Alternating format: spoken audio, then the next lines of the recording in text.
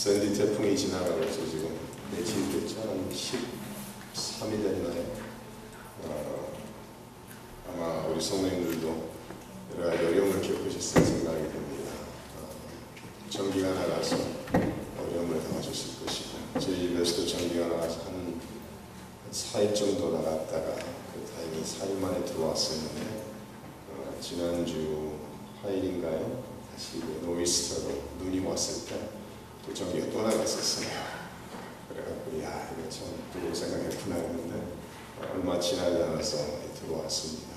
그래서 지난주에는 냉장고에 있는 걸 다 버릴 수밖에 없는 그런 형편이었고, 저희는 참 양호한 상태였더라고요. 뉴스를 통해서 뉴스를 보니까 11일, 12일까지 13일, 저스틴 집은 어제 들어왔다 했죠.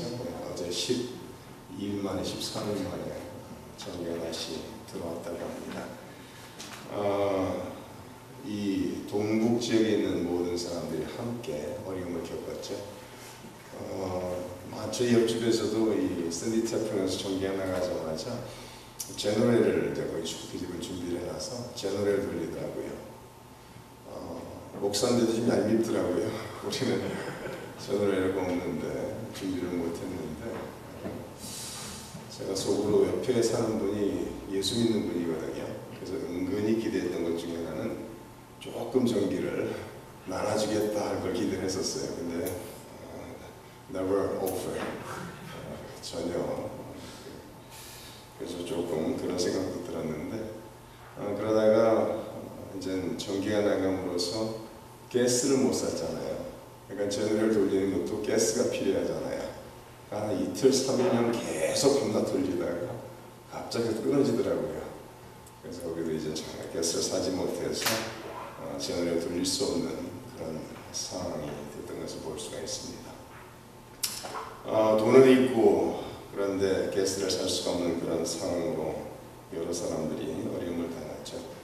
경제적으로 불황이고 여러 가지 어려운 상황 속에 처해 있는데, 이 샌디 태풍으로 인해서 더 어려워진 사람들이 많은 것을 압니다. 자기 온 집을 다 잃어버린 사람으로 시작하여 더 나아가서는 사랑하는 가족들을 잃어버린 여러 사람들이 있는 것을 우리가 잘 압니다. 참 마음 아픈 생명을 잃었다는 것 자체가 다 마음이 아프고 어렵고 슬픈 일이지만, 뉴스에서 이런 뉴스를 보도하는 걸 제가 읽어봤습니다. 19살 먹은 조이라는 여자애가 러커스 유니버시티 대학을 다니는 대학생인데, 갑작스럽게 샌디 태풍이 왔을 때 자기 부모가 운전하고 가던 차에 갑작스럽게 나무가 쓰러짐으로써 부모와 함께 세상을 떠난 사건이 있었더라고요. 그런데 그 차에는 그 뒤에 11살 먹은 남동생과 14살 먹은 남동생 둘이 있었는데, 그 두 아들, 남동생 그 둘은 조금만 다치고 생명을 잃지를 않았다고 합니다. 근데 19살 먹은 이 조이라는 여학생이 러커스 대학을 잠시 쉬기로 하고 휴학을 내고서 엄마 아빠가 갑자기 세상을 떠났으니까 이제는 자기 밑에 여동생, 17살 먹은 여동생, 14살, 11살 먹은 남동생들을 돌봐야 된다. 그래서 학교를 휴학한 그런 내용을 보았습니다. 그러면서 인터넷에 글을 띄우면서 너무나도 어렵고 힘든 이런 상황이라는 것을 인터넷을 통해서 글을 띄웠는데, 수많은 사람들이 그 여학생을 돕는다 해서 수만 부를 이렇게 녹음하게 되는 참 마음 혼란한 그런 내용도 보았습니다. 자연재해를 통해서 겪을 수 있는 시련과 어려움들의 모습입니다. 저희가 오늘 읽은 제가 이제 그 야고보서의 내용을 시작을 하면서 참 어려운 말씀으로 시작되는 것을 볼 수가 있습니다. 1절 말씀 보시면 인사의 말씀이 나와 있죠. 하나님과 주 예수 그리스도의 종 야고보는 흩어져 있는 12지파에게 문안한다. 이 야고보서는 어느 교회를 향해서 쓰여진 것이 아니라 어느 구체적인 내용을 다루는 것보다는 되게 넓은 관점에서 흩어져 있는 모든 기독교인들을 향해 쓰고 있는 것을 볼 수가 있습니다. 하나님과 주 예수 그리스도의 종 야고보라 이야기하면서 자기가 누구라는 것을 밝히고 있습니다. 그래서 성경을 보면은 야고보라는 이름이 적어도 4번이 나오는 걸 알 수가 있어요. 세베대의 아들 야고보가 있고, 알페스의 아들 야고보가 있고, 유다의 아버지 야고보가 있고, 그리고 예수 그리스도의 동생 야고보가 있습니다. 그래서 야고보란 이름으로 자신을 소개하는 것을 통해서 과연 누구일까? 세베대의 아들 야고보는 44년, AD 44년도에 순교를 했습니다. 그런데 이 야고보서가 한 62년 전후 그때 기록이 되었거든요. 그러니까 세베대의 아들이 야고보는 아닌 것을 알 수가 있습니다. 그리고 다른 두 사람은 이 성경에서 그렇게 알려지거나 높은 위치에 세워진 사람이 아닌 것을 알 수가 있습니다. 그래서 대다수의 학자들이 내리는 결론은 예수 그리스도의 동생 야고보일 것이라고 말을 하고 있습니다. 그런데 야고보, 이 예수 그리스도의 동생 야고보는 예수님이 살아생전에 목회하실 때 믿지를 않았던 동생이에요. 그런데 예수님이 돌아가시고 그런 후 예수님을 믿게 되고 짧은 시일 내에 교회에서 인정받는 지도자 위치에 세워지는 것을 볼 수가 있습니다. 그래서 사도행전 저희가 지난번에 했던 사도행전을 통해서 15장에 야고보가 교회의 지도자로서 나타나는 그 모습을 바라보면서 바로 예수 그리스도의 동생 야고보인 것을 그가 예수를 믿게 되었고 교회에서 지도자로 세워진 것을 우리가 알 수가 있습니다. 자기 자신을 소개하면서 하나님과 주 예수 그리스도의 종이다라고 표현을 하고 있습니다. 하나님과 주 예수 그리스도의 종. 보통 성경을 보게 되면은 자기 자신을 얘기할 때 하나님의 종이다 아니면 예수의 종이다 이렇게 표현을 해요. 근데 여기에서 이 야고보서에서만 유일하게 신약 전체에서 유일하게 하나님과 주 예수 그리스도의 종이라는 표현을 쓰는 것을 볼 수가 있습니다. 바로 야고보가 자기의 형이었던 예수를 그리스도 메시아로서 인정하고 더 나아가서는 자기의 주로 섬기고 있는 종의 위치에서 이 서신을 쓰는 것을 볼 수가 있습니다. 2절 말씀을 보시면 이렇게 나와 있죠. 내 형제들아 너희가 여러 가지 시험을 당하거든 온전히 기쁘게 여기라. 제가 이 설교 제목을 기쁘게 여기라 고음만을 땄어요. 그런데 이 내용을 보시면 2절에 나와 있는 것처럼 언제 기쁘게 여기라고 있죠? 시험을 당하거든 이렇게 나와 있어요. 이 말씀을 준비하고 묵상을 하면서 왜 가장 기뻐하기 어려운 상황에 기쁘게 여겨라, 온전히 기쁘게 여기라고 말하고 있는가? 여기에 있는 기쁘게 여기라는 말씀을 원문으로 보면 명령으로 나와 있습니다. 기쁘게 여기고 싶으면 기쁘게 여기고 말고 싶으면 말하가 아니라 기쁘게 여기라는 거예요. 시험을 당하거든, 여러 가지 시험을 당하거든 온전히 기쁘게 여기라. 저도 지난 3주 동안 몸이 많이 안 좋았습니다. 3주 전에 신경치료한 이에 염증이 생겨서 백투리가 들어가서 아주 많이 고생을 했어요. 한 4, 5일, 한 일주일 가까이를 고생하고서 그것이 끝나면서 이제 몸살감기로 이렇게 돼서 지금 3주 동안 아주 많이 힘든 그런 상황인데, 그러면서 이 말씀을 좀 준비하는데 어렵더라고요. 힘들어 죽겠는데, 아파 죽겠는데 기쁘게 여기라. 그것도 선택 여지를 주는 것이 아니라 그렇게 하는 거예요. 명령으로서 주시고 있는 말씀인 것을 볼 수가 있습니다.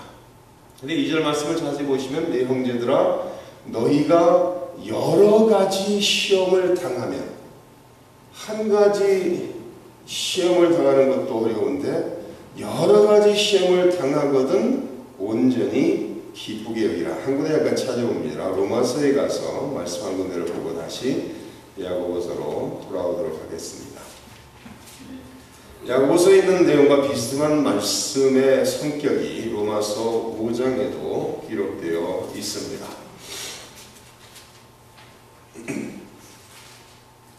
5장 1절부터 봅니다. 그러므로 우리가 믿음으로 어렵다 하심을 받았으니 우리 주 예수 그리스도로 말미암아 하나님과 화평을 누리자. 또한 그로 말미암아 우리가 믿음으로 서 있는 이 은혜에 들어감을 얻었으며 하나님의 영광을 바라고 즐거워하느니라. 다만 이뿐 아니라 우리가 환난 중에도 즐거워하나니 이는 환난은 인내는 연단은 소망을 이루는 줄 알미로라. 환난 중에도 즐거워할 수 있는 것은 환난의 목적이 있다는 거예요. 시련의 역경에 목적이 있는데 그 목적이 무엇인가 하면은 환난을 통해서 연단과 시련을 통해서 인내를 배우게 되고 인내를 통해서 한글 번역은 연단이라는 표현이 나왔는데 영어로 보시면 perseverance, character 이렇게 번역이 됐어요. 환난을 통해서 인내를 통해서 인격이 만들어진다는 겁니다. 그러니까 환난과 시련을 통해서 결과적으로 바라봤을 때 그 환난을 당한 사람이, 이거는 믿는 사람들을 이야기하는 것이죠. 믿는 사람들이 환난과 시련을 당했을 때 그것을 통해서 인내를 배우게 되고 인내를 통해서 결국은 인격이 형성되고 만들어진다는 거예요. 다시 말해서 하나님께서 기뻐하시고 원하시는 예수 그리스도의 형상을 닮은 그런 인격이 환난을 통해서 시련을 통해서 만들어진다라고 성경은 기록하고 있습니다. 그러므로 시련이 왔을 때 이제 여기에 제가 이 성경을 보면서 이 오늘 본문 말씀 속에 이제 야고보서를 쭉 보면서 나오겠지만은 이 2절에 시험이라는 단어로 번역이 됐어요. 그죠? 내 형제들아 너희가 여러 가지 시험을 당하거든 온전히 기쁘게 여기라. 그리고 3절에 가서는 이는 너희 믿음의 시련이 인내를 만들어내는 줄 너희가 알미라. 근데 영어로 보시면 Consider it pure joy, my brothers, whenever you face trials of many kinds, because you know that the testing of your faith develops perseverance. 그러니까 영어 번역에서는 이 한국말 번역과 단어가 뒤집어져 있어요. 다시 말해서 2절의 한국말 번역에 시험이라는 단어를 영어는 시련이라는 단어로 번역을 했고 3절에 가서 시련이라는 단어로 번역된 것을 영어 번역에서는 3절에 가서는 시험이라는 단어로 번역이 됐습니다. 이제 뭐 한국말 번역 성경 번역이 대부분이 잘 되어 있지만은 이 시험이라는 단어에 있어서만큼은 번역이 잘못됐습니다. 이 2절에 나와 있는 이 단어를 원문으로 찾아보면 페리와소라는 그 룻워드인데 예수님께서 마태복음 4장에 성령에게 이끌려 광야에 사탄에게 마귀에게 시험받으러 나갔다 이런 표현이 나오죠. 그죠? 마태복음 4장 1절 말씀이 나와 있습니다. 거기에서도 시험이라고 번역이 됐고 창세기 22장을 가서 봐도 하나님께서 아브라함을 시험했다라고 나와 있어요. 그러니까 창세기 22장에서는 누가 시험하는 것이죠? 아브라함을? 하나님이 시험을 하시는 거예요. 지금 마태복음 4장에서는 누가 예수님을 시험하는 것이죠? 마귀가 시험하고 있는 거예요. 그러니까 같은 시험이라는 한국말로 번역이 됨으로써 하나님도 시험하시고 마귀도 시험하는구나. 그러니까 혼동이 안 될 수가 없죠. 그러다 오늘 이제 12절을 13절을 오늘 그 야고보서 2장 13절을 잠깐 봅니다. 사람이 시험을 받을 때에 내가 하나님께 시험을 받는다 하지 말지니 하나님은 악에게 시험을 받지도 아니하시고 친히 아무도 시험하지 아니하신다. 이렇게 나와 있어요. 그럼 하나님은 악에게 시험을 받지도 않고 당연하죠. 하나님께서 어느 누구의 하나님께서 시험을 받을 수 있겠습니까? 더 나아가서는 하나님께서 아무도 시험하지 않는다 했는데 성경을 보면 하나님께서 시험하는 사람들이 많이 나오고 있거든요. 그래서 이 성경을 보면서 한국 번역에서 가장 문제점이 된 번역 중에 하나가 시험이라는 단어였어요. 그래서 제가 이전에 저희가 옛날에 개역 성경을 가지고 있다가 지금 개역 개정이라는 성경을 보고 있는데, 제가 개역 개정 성경 번역이 나왔을 때 이 부분이 바로 정리가 돼서 번역이 돼 나오길 기대를 했었어요. 근데 똑같이 이 시험이라는 단어가 정리가 되지를 않았습니다. 제가 왜 이 말씀을 드리는가 하면은 이 영어 NIV, 우리가 NIV 성경을 보면은 이 페이라소라는 똑같은 루트 단어인데, 똑같은 단어에서 나온 것인데 그 문맥 속에서 어떤 의미로 사용되느냐에 따라서 세 단어로 번역이 됐어요. 그러니까 영어에서는 NIV에서 어떻게 번역이 됐는가 하면은 어떤 상황에서는 테스트라는 시험이라는 단어로 번역이 됐고, 어떤 상황에서는 trial, 시련이라는 단어로 번역이 됐고, 또 어떤 상황에서는 temptation, 유혹이라는 단어로 번역이 되어 있어요. 그럼 지금 야고보서 1장 13절에서 얘기하고 있는 시험은 유혹이라는 단어예요. 영어 성경 있으시면 아실 수 있죠. When tempted, no one should say, God is tempting me. For God cannot be tempted by evil, nor does He tempt anyone. 그러니까 13절에서 얘기하고 있는 시험은 하나님이 하시는 시험이나 그런 성격의 시험이 아니라 마귀가 하는 유혹을 얘기하고 있다는 거예요. 그래서 이 영어 성경에서 이 페이라소라는 헬라어 원문을 번역할 때 어떤 상황 속에서 이 페이라소라는 단어가 사용됐느냐에 따라서 다른 의미로 번역을 했단 말이에요. 근데 한국 성경에서만큼은 전부 다 시험으로 번역해 버리니까 대단히 혼동스러운 단어가 된 것을 알 수가 있습니다. 그러니까 2절에 나와 있는 말씀을 자세히 한번 다시 보면, 내 형제들아 너희가 여러 가지 시험을 당하거든 온전히 기쁘게 여기라. 여기서 시험이라는 단어보다 시련이라는 단어가 더 정확한 번역인 것 같아요. 왜냐하면 인생을 살아가면서 여러 가지 시련을 당했을 때 온전히 기쁘게 여기라는 거예요. 그래서 3절에서 왜 기쁘게 여겨야 되느냐? 이 시련을 통해서 인내가 만들어지고, 인내를 통해서 결국은 인격이, 하나님이 기뻐하시는 인격이 만들어진다라고 성경은 가르치고 있습니다. 그러니까 여러 가지 시련을 만났을 때 온전히 기쁘게 여기라. 인생을 살다 보면은 여러 가지 어려움을 겪게 되죠. 이 야고보서에서도 몇 가지를 이야기를 하고 있습니다. 야고보서에서도 몸이 아픈 것도 시련이라고 말할 수가 있습니다. 경제적으로 어려움도 시련이라고 말할 수가 있습니다. 자연재해를 통해서 피해를 당한 그런 모든 것도 다 시련이라고 말할 수가 있습니다. 다시 말해서 외적인 무엇으로 인해서 내가 당하는 시련, 어려움들을 이야기하고 있는 것입니다. 형제들아 너희가 여러 가지 시련을 당하거든 온전히 기쁘게 여기라. 그 시련을 당하고 있는 그 상황 속에서 온전히 기쁘게 여긴다는 것이 쉽지가 않죠. 우리는 많을 때 인생을 살아가면서 너무 좁게 바라보는 그런 경향이 있어요. 지금 내가 당하고 있는 고통, 어려움만을 바라보면은 기쁘게 여길 수가 없죠. 힘들어 죽겠는데, 그렇잖아요. 경제적으로 어려워서 먹고 살 것이 해결이 안 되고 있는데, 몸이 아파서 지금 어떻게 될지는 모르는 그런 상황이 있는데, 그 상황 속에서 어떻게 기쁘게 여길 수가 있겠어요. 그러나 우리는 그 모든 것을 바라보는데 너무 좁게 그것만을 바라보는 것이 아니라 뒤로 물러서서 좀 넓게 바라볼 줄 알아야 된다는 말씀입니다. 여기서 지금 2절에서 너희가 여러 가지 시련을 당했을 때 온전히 기쁘게 여기라고 말씀하시면서 시련을 통해서 인내를 배우게 된다. 인내를 통해서 우리는 인격이 만들어진다라는 것을 우리가 믿고 그것을 바라보면서 넓은 관점에서 이것을 보았을 때 기쁨의 자세로서 이것을 대할 수 있다는 거예요. 로마서 8장 28절에 이런 말씀이 기록되어 있죠.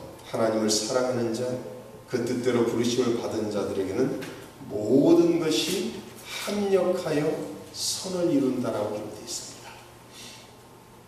하나님의 사랑을 받고 하나님을 사랑하는 백성들에게는, 자녀들에게는 모든 것이 결국은 합력하여 선을 이룬다라는 그 약속의 말씀이 우리 모두에게 적용이 된다라는 말씀입니다.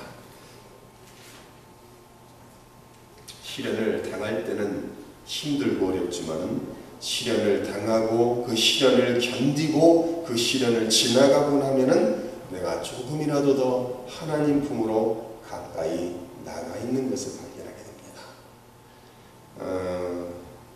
이렇게 시련을 당하고 싶은 사람이 어디 있겠습니까? 그러나 저도 3주 동안 몸이 이렇게 안 좋아서 아무것도 할 수가 없고 신학교 강의 나가는 것도 캔슬을 해야 되는 이런 상황 속에서 많이 생각하게 되고 많이 기도하게 됩니다. 그러면서 제 자신을 더욱더 돌아보게 되고 더욱더 하나님 앞에서 겸손함을 배우게 되고 낮아짐을 배우게 되고 이 세상에서 고통당하고 있는 사람들을 생각하게 되고 위해서 기도할 수 있게 되는 제 자신을 발견하게 됩니다.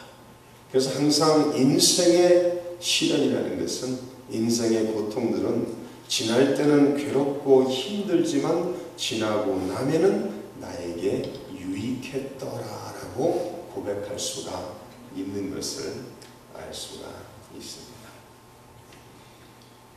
믿음의 시련이 결국은 나에게 시험이 돼서 나의 인내를 가르치고 인격을 만든다라는 말씀입니다.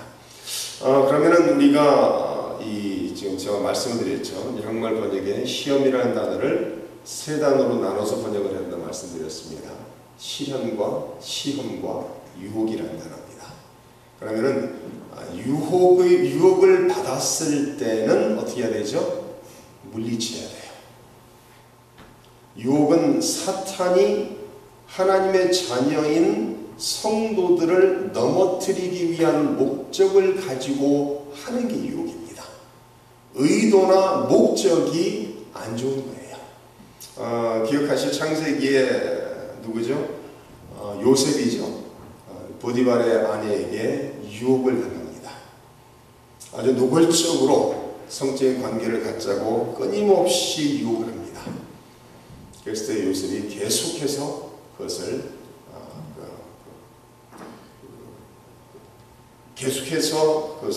뿌리치고 결국은 보디발의 아내의 옷자락을 잡혔을 때 어떻게 하죠? 그 옷을 벗어제치고 도망가는 거예요. 유혹하고는 타협할 수도 없습니다. 유혹을 한번 우리가 앉아서 생각해보고 얘기해봐야 이렇게 타협이 되질 않아요. 유혹을 받으면 무조건 돌아서야 돼요. 유혹을 받으면 무조건 그것을 떠나가야 됩니다. 유혹받을 수 있는 장소도 떠나야 되고 가지를 말아야 되고 유혹받는 순간 돌아서야 돼요. 왜냐하면 유혹은 사탄의 역사이기 때문에 그렇습니다. 그러나 시험과 시험은 하나님이 하시는 거예요. 시험의 목적은 우리를 더욱더 성숙한 하나님의 자녀로 세우시고 만드시기 위해서 시험을 하십니다. 그래서 창세기 22장에 나와 있는 하나님께서 아브라함을 시험하는 내용이 나오고 있죠. 무엇을 시험을 하시죠? 하나님께서 아브라함에게 내 아들 이삭을 바치라고 말하고 있습니다. 그 내용을 잘 아시죠? 아브라함이 몇 세에 이삭을 받았죠? 100세에 이삭을 받았어요. 75세에 하나님 앞에 부르심을 받고 하나님께서 너를 통해서 아브라함을 통해서 수많은 사람이 민족이 이스라엘에 나온다라는 약속을 받고 하늘의 별들처럼 바다의 모래알처럼 너의 후손이 자손이 많을 것이라는 약속을 받고 75세에 부르심을 받고 100세 25년이 지나서 아들 하나를 딱 얻었어요. 약속의 아들 하나를 얻었습니다. 한 16년 17년이 지났습니다. 지금 자기 눈에 넣어도 아프지 않는 그 이삭, 그 아들을 사랑하면서 얼마나 귀하게 키웠겠습니까? 16세 17세가 됐을 때 내 아들 이삭을 바치라고 하나님께서 시험하십니다. 아마 아브라함은 어쩌면 하나님에게 항의했을 수도 있겠죠. 하나님께서 약속의 자녀로 주셔놓고 어떻게 이럴 수가 있습니까? 라는 성경에 기록되어 있지 않지만 인간적인 측면에서 충분히 그럴 수 있다고 생각이 됩니다. 하나님께서 모리아라는 지역에 가서 내가 지정한 산으로 가서 내 아들 이삭을 바치라고 하나님께서 시험하셨을 때 아브라함은 아마 눈물을 흘리면서 3일 거리를 3일 동안 걸어서 모리아라는 지역을 갔을 것입니다. 자기 아들을 데리고서 하나님께서 지정한 산을 올라가면서 자기 아들과 자기가 나무를 들게 하고 칼과 불을 들고서 산에 올라가면서 아들이 물어보지 이삭이, 아버지 여기에 나무도 있고 칼도 있고 불도 있는데 재물은 어디 있습니까? 라고 물어봅니다. 근데 아브라함은 바로 이삭 자기 아들이 재물이라는 것을 알고 올라가고 있는 거 아니에요. 하나님께서 지정하신 산에 올라가서 자기 아들을 먹고 눈물을 흘리면서 자기 아들을 칼로 죽이려 하는 그 순간까지 가죠. 그래서 하나님께서 됐다. You have passed the test. 너는 내가 한 시험을 통과했다라고 하나님께서 말씀하십니다. 그 사건을 통해서 아브라함의 신앙은 그 순간을 지난 후부터는 그 전의 사람과 전혀 달랐을 것입니다. 왜? 하나님께서 약속하시고 하나님께서 시험하시고 아브라함은 확실히 믿었어요. 내 아들이 죽는다 할지라도 하나님이 살리실 수 있다라는 그런 믿음을 가지고 나가고 있는 것이죠. 그래서 하나님께서 시험을 하십니다. 당신의 백성들, 당신의 자녀들 더욱더 믿음의 사람으로, 거룩의 사람으로, 그리스도 형상을 닮은 사람으로 만드시기 위해 하나님께서 우리를 자녀 삼으셨으니까 자녀다운 사람들이 그 인격을 갖게 하기 위하여 하나님께서 시험을 하십니다.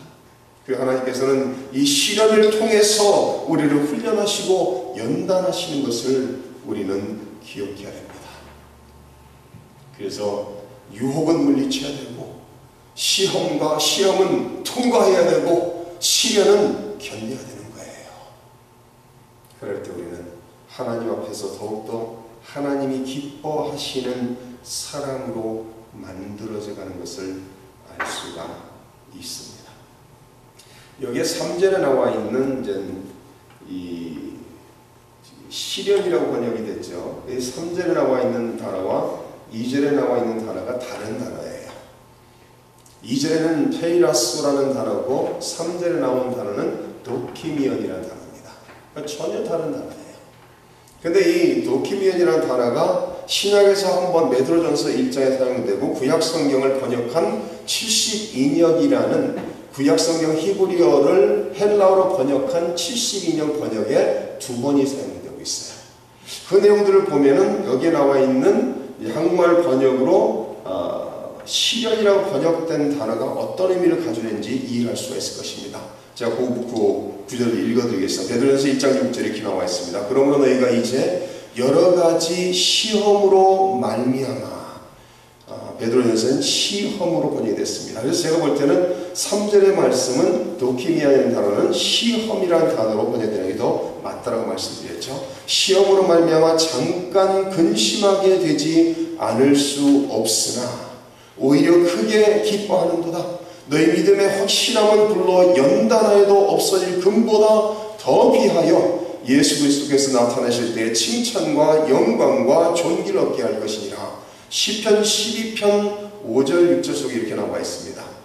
여호와의 말씀에 가련한 자들의 눌림과 궁핍한 자들의 탄식으로 말미암아 내가 이제 일어난 그가 원하는 안전한 지대에 두리라 하시도다. 여호와의 말씀은 순결하며 흙 도가니에 7번 단련한 은 같도다. 시편에서는 단련한이라는 단어로 번역이 있어요. 그리고 잠언서 27장 21절 이렇게 나와 있습니다. 도가니로 은을, 훌무로 금을, 칭찬으로 사람을 단련하느니라. 단련이라는 단어로 번역이 되는 것을 볼 수가 있습니다. 시련을 통해서 우리의 믿음을 시험하게 되는, 결국은 우리의 믿음을 단련하여 더욱더 정결한 믿음의 사람으로서 세워지도록 하는 역사가 있다라고 성경은 기록하고 있습니다. 욥이 이런 말을 하죠. 하나님께서 나를 단련하신 후에는 내가 정금같이 나오리라. 바로 그런 의미를 가지고 있는 거예요. 단련을 통해서, 이 시련을 통해서 단련을 받게 되고 결국은 불순물을 다 빠지고 난 후에 정금같이 나오는, 그것이 하나님의 목적이라는 것을 알 수가 있습니다. 마지막 4절 말씀을 잠깐 봅니다. 인내를 온전히 이루라. 이는 너희로 온전하고 구비하여 조금도 부족함이 없게 하려 함이라.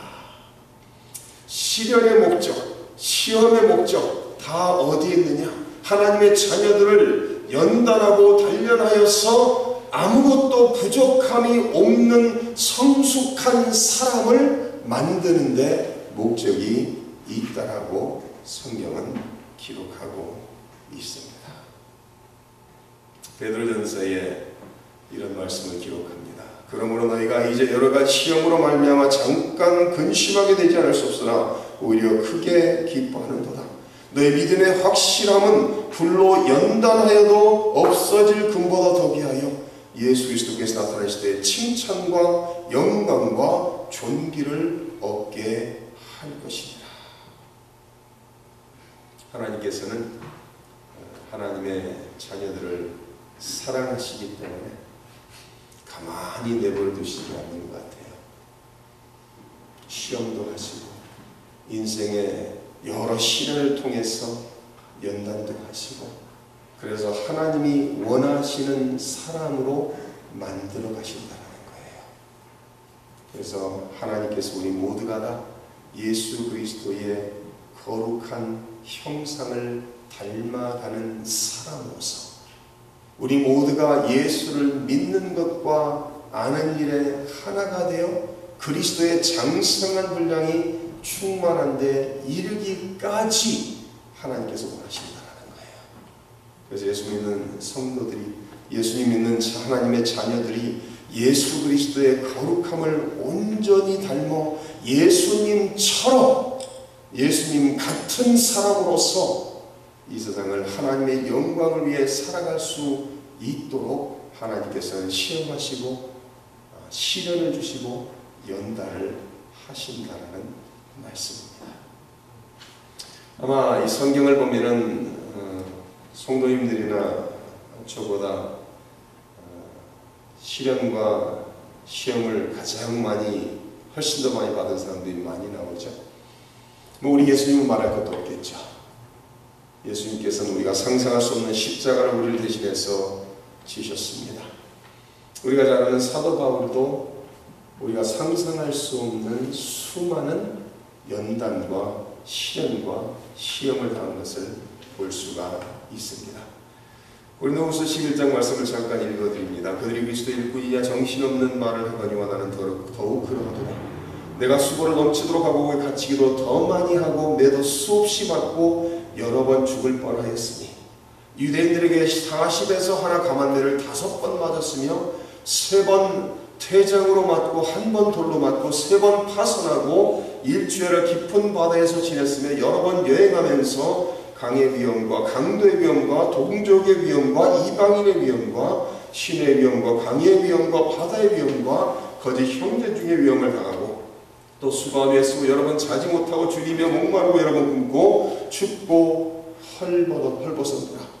이외에 이런 고사하고 아직도 날마다 내 속에 눌리는 일이 있으니 곧 모든 교회를 위하여 염려하는 것이라. 사도 바울이 지금 자기가 예수님 때문에, 복음 때문에 자기가 당한 핍박과 고난과 그 모든 시험들을 말하는 내용을 보면은 사도 바울은 끊임없이 시련 속에 연단을 받고 끊임없이 환난 속에 어려움을 겪었던 것을 알 수가 있습니다. 근데 이 수많은 시련을 당한, 수많은 연단을 당한, 수많은 핍박을 당한 사도 바울이 이런 말을 또한 고백하고 있습니다. 빌립보서 4장 10절에 내가 주 안에서 크게 기뻐함은 너희가 나를 생각하던 것이 이제 다시 싹이 남이니 너희가 또한 이를 위해 생각은 하시나 기회가 없었느니라. 내가 궁핍함으로 말하는 것이 아니니라.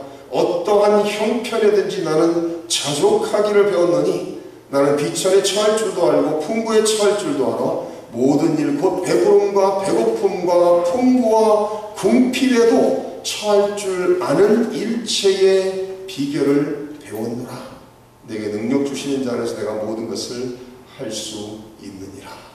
사도 바울은 고백합니다. 나는 모든 상황 속에 처해봤다. 그 모든 상황 속에서 나는 자족하는 비결을, 만족하는 비결을 깨달았노라고 고백을 하고 있습니다. 사도 바울은 빌립보서 1장에 다시 이렇게 말합니다. 나의 간절한 기대와 소망을 따라 아무 일에든지 부끄러워하지 아니하고 지금도 전과 같이 온전히 담대하여 살든지 죽든지 내 몸에서 그리스도가 존귀하게 되게 하려 하나니 이는 내게 사는 것이 그리스도니 죽는 것도 유익함이라고 말하고 있습니다. 사랑하는 성도님들, 하나님이 시험하실 때는 그 시험을 통과하셔야 됩니다. 시련을 당하실 때는 자연재해나 여러 가지 인생을 살아가면서 어려움을 겪을 때, 아니면 예수님을 믿는다는 이유로서 핍박을 받을 때 견디셔야 됩니다.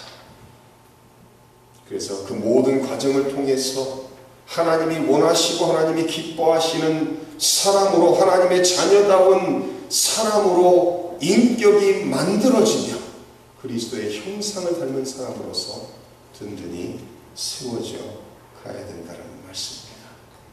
사랑하는 성도님들, 날마다 예수 그리스도의 형상을 조금씩 더 닮아가시기를 주님의 이름으로 축원합니다.